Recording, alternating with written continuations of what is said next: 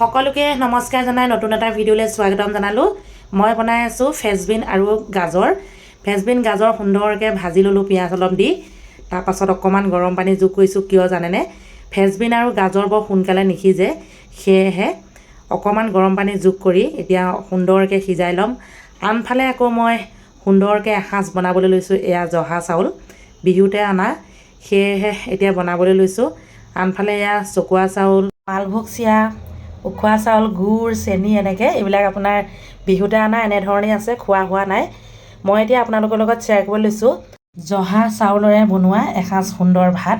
কেনেধৰণে কি কিনো দিম সকলোখিনি আপোনালোকক দেখুৱাম। প্ৰথমতে এতিয়া মই জহা চাউলখিনি সুন্দৰকৈ ধুই ল'ম আৰু 5 মিনিটমান তিয়াই ৰাখিম। তাৰপাছতে বনাম, আপোনালোকে ভিডিঅ'টো চাই থাকক। এয়া ধোৱা হৈ গ'ল। এতিয়া মই কেইটামান কাজু বাদাম, এইকণ গৰু ঘিউ আৰু লগতে কেইটামান খিচমিচ সুন্দৰকৈ মিশ্ৰণ কৰিম। এতিয়া মানে জহা চাউল অকণমান গৰু ঘিউ মানে বনোৱাৰ আগতেই যদি এনেকৈ সানি লোৱা হয় খাবলৈও ভাল লাগে, সেয়েহে এনেধৰণে এতিয়া বনাই ল'ম। এনেধৰণে পায়সো বনাব পাৰে, আপোনাৰ ধৰক বিৰিয়ানী বা পোলাও বনাব পাৰে। মই কিন্তু পোলাও বা বিৰিয়ানী নবনাওঁ, কিন্তু বেলেগ এটা বস্তুৰ লগতহে খাম, সেইটো আপোনালোকক দেখুৱাই আছোঁ, চাই থাকক। এতিয়া গৰু ঘিকণ সুন্দৰকৈ মানে মিশ্ৰণ কৰি লৈছোঁ। এতিয়া এটা কুকাৰত পাতি দিম জোখমতে পানী দি। আনফালে এটা ৰেচিপি লৈছোঁ, চাওক। এয়া আদা, নহৰু, জলকীয়া, পিঁয়াজ সকলোখিনি গোটাই লৈছোঁ। কেৰাহী গৰম কৰি লৈছোঁ। বনাবলৈ লৈছোঁ ফুলকবি আৰু আলু। ফুলকবিখিনি মই আগতীয়াকৈ গৰম পানী নিমখ দি সুন্দৰকৈ ধুই লৈছোঁ।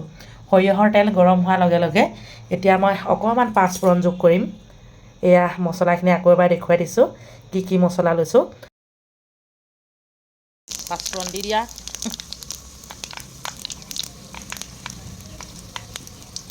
মই যিটো ষ্টাইলত বনাবলৈ লৈছোঁ, সঁচাকৈ খাবলৈ মাংস লাগিব, খায়ো ভাল লাগিব, নিৰামিষ একেবাৰে। এয়া চাওক, পাঁচফোৰণখিনি ফুটি উঠাৰ লগে লগে পিঁয়াজখিনি যোগ কৰি দিলোঁ।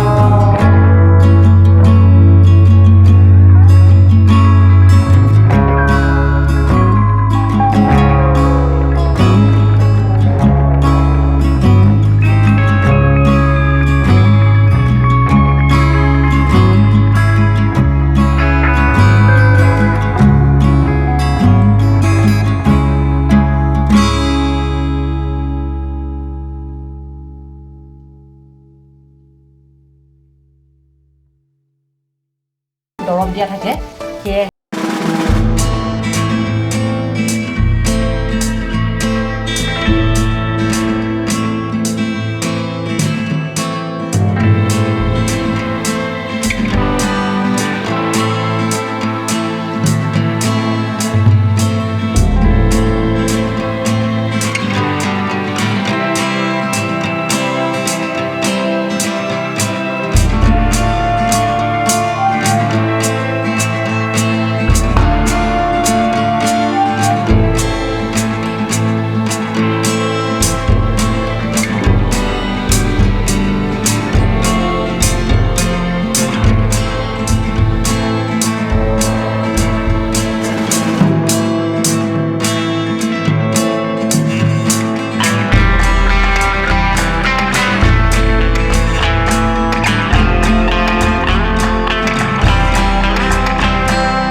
আদা ৰস যিকোনো ৰেচিপি বনালে মই আগতেও কৈছোঁ আদা ৰস অকণমান দি দিব শেষলৈ সঁচাকৈ খাবলৈ বৰ ধুনীয়া হয় সেয়েহে গুটিটো আপোনালোকক দি দিছোঁ এয়া ইতিমধ্যে গৰম গৰম ফুলকবি চব্জি হৈ গ'ল এয়া চাওক জহা চাউলৰ ভাত এপিচ মাছ ফুলকবি চব্জি এইফালে ফ্ৰেঞ্চবিন আলু ভাজি দেখুৱাইছিলোঁ একদম চিম্পুল খাবলৈও বহুত টেষ্টি কাৰ কাৰ পচন্দ হৈছে ক'ব সকলোকে মৰম আৰু সম্ভাষণ জনাই আজি মই মোৰ চেনেলৰ পৰা বিদায় লৈছোঁ ভিডিঅ'টো শেষলৈ চোৱাৰ বাবে সকলোকে মোৰ তৰফৰ পৰা বহুত বহুত ধন্যবাদ আজিলৈ আহিছোঁ বাই বাই